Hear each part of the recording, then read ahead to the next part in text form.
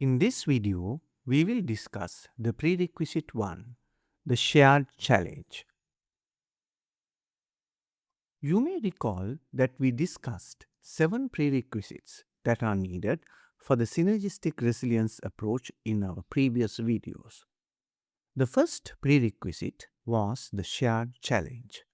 Sri Lanka faces many hazards at once, from floods, landslides, and cyclones to tsunami, drought, and heat, dengue, and epidemics, and technological and environmental emergencies.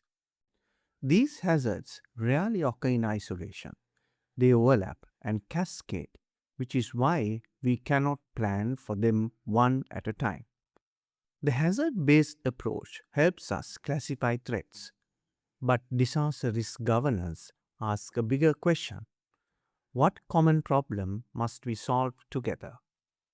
Think of blindfolded persons trying to describe what an elephant is by touch alone. Each one touches a different part: the trunk, an ear, a leg, and each is convinced he knows the whole animal. When challenges are not shared, this is exactly what happens. Every sector sees only its own piece of the risk, and no one sees the whole picture. But when the same people have taken off their blindfolds and communicate with one another, they can picture the whole elephant together. When challenges are shared, it works the same way. As sectors and partners bring their pieces together, a complete understanding of the risk emerges. And that shared picture is what makes coordinated action possible. A shared challenge is the wider problem that different systems, sectors, and levels must understand and address together across health, water, education, and social protection, across public, private, community, and civil society, and across community, local, and national levels. This is prerequisite 1 of the synergistic resilience approach. A tsunami is not only a coastal hazard, it calls for early warning, evacuation, emergency care, safe shelter, family tracing, psychosocial support, and long term recovery. A shared challenge spanning many services and sectors. Drought is not only a water problem, but also an issue that cuts across health, nutrition, agriculture, livelihoods, education, water and sanitation, and social protection.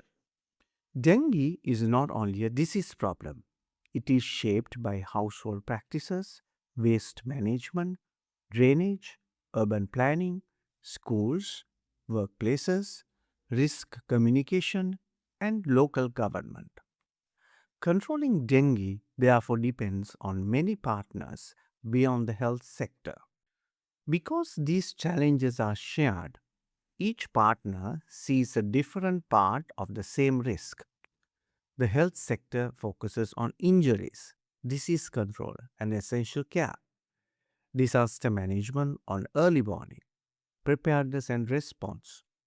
Local authorities on roads, drainage, water and shelter, and communities on safety, livelihoods, and local knowledge, with wider partners adding still more. Identifying shared challenges matters because it helps us see the bigger picture of disaster and health risks, recognize cascading impacts across systems, bring the right partners in early, connect community realities with institutional planning, and reduce duplication, unlocking solutions no single sector can deliver alone.